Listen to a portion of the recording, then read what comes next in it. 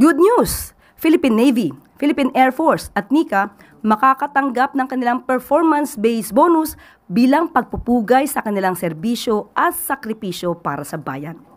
Bilang pagkilala ng administrasyon ni Pangulong Ferdinand R. Marcos Jr.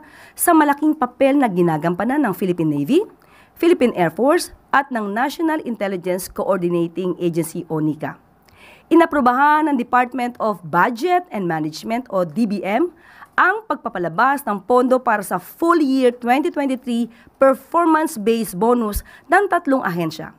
Ayon sa DBM, kabuuang 783.28 million pesos ang inilabas ng ahensya para sa mga nasabing ahensya at institusyon sa pamamagitan ng magkakahiwalay na Special Allotment Release Orders o SARO.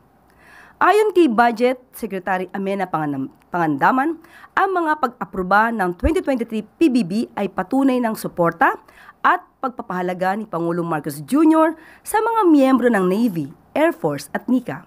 Mga ahensyang patuloy na naglilingkod at nagpoprotekta sa taumbayan sa likod ng panganib na dala nito. Bago pa ito, nauna nang naglabas ang DBM ng 1.64 billion pesos para sa mga kwalipikadong opisyal at empleyado ng Philippine Army at 3.39 billion pesos para sa mahigit 225,000 personnel ng Philippine National Police bilang bahagi ng 2023 PBB release. So mapapasana all na lang tayo dito, mga ka-Jesnabs. More likely ay halos lahat na ng mga uniform personnel ay meron ng performance-based bonus. At saka ang lalaki, may mga iba ay maabot ng 48.8% ng kanilang basic salary. Pero paano ba ang DepEd? Ano ba yung update ng DepEd sa performance-based bonus? Well, sa amin pong messenger, ay nag-update po yung aming finance office na nakasumiti na sila ng mga Form 1, yung mga listahan ng mga teachers at saka employees na bibigyan ng performance-based bonus. Sabi niya, yung school namin ay nakabigay na nitong Form 1. Pero yung ibang school nakabigay na rin, pero yung iba ay ibinabalik kasi may mga maling entry. So yun po ang nangyayari. So as of now, sa division namin ay hindi pa po kompleto.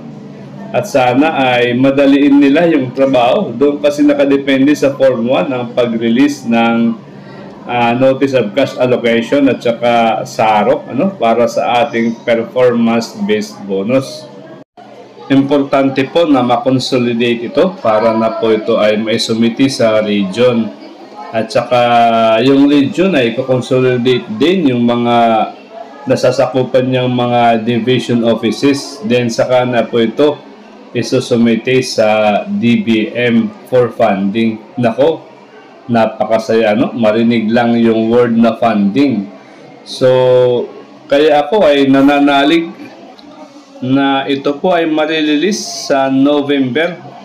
Opo, yun po yung wild geese na November magiging pera na yung ating PBB 2023. Huwag naman kayong kokontra, mga ka-Jesnabs, at baka po ito ay hindi pa maibigay sa November. Okay guys, hanggang dito na lang. Thank you for having me. Bye-bye.